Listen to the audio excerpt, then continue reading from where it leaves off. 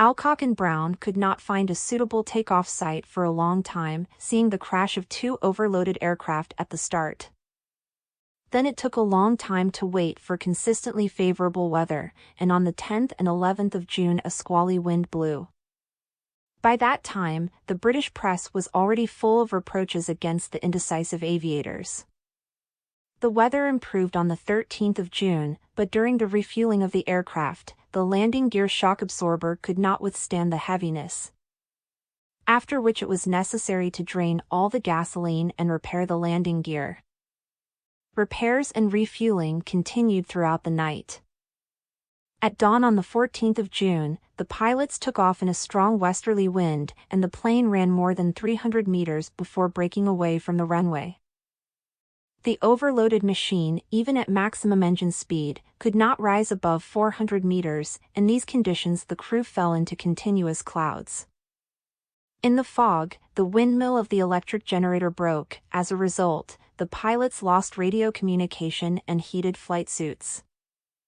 The blind flight lasted 7 hours. Due to poor quality fuel, the exhaust pipe of the right engine burned out, and then the exhaust heated up the wire stretch of the wing to red. But it withstood until the end of the flight. By 1930, as the fuel was produced, it became possible to gain altitude. Thousands of 800 meters came out of the clouds. By the stars, it was possible to determine that 1,400 km had been traveled about half the way to Ireland. The average speed was higher than the calculated 160 km per hour. It was decided to reduce to 1,200 m the edge of the clouds. At 3 o'clock in the morning, the plane hit a thunderstorm front. Alcock lost its orientation and fell into a corkscrew, breaking out of the clouds at an altitude of 150 meters above the stormy ocean. Despite the maximum speed of the engines, the aircraft was sometimes at an altitude of no more than 15 meters. It seemed to the pilots that they could touch the waves. Because of the rain with snow, the rapid icing of the aircraft began, and the snow began to clog the carburetors of the engines. The right engine stopped. Brown, risking his life, made his way over the icy wing to the engine and started it. After stopping the left engine, Brown had to repeat this operation 5 times. On the morning of the 15th of June, we came out of the clouds, and 40 minutes later we saw the Irish coast.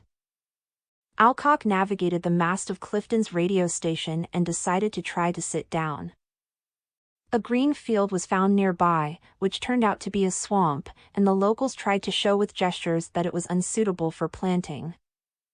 The pilots decided that they were welcome. After touching the landing gear, it got bogged down in the ground and the aircraft taxied, however, without receiving serious damage. The pilots were also not injured. It turned out that there were still 1,200 liters of fuel left in the tanks, which would have allowed him to fly to England.